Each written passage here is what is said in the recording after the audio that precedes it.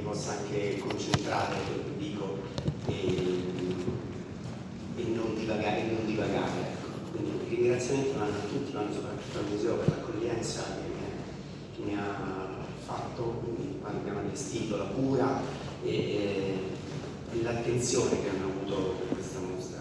Questo ringrazio tutti, Elisabetta in primis, e tutte le persone che hanno collaborato e che collaborano con il museo.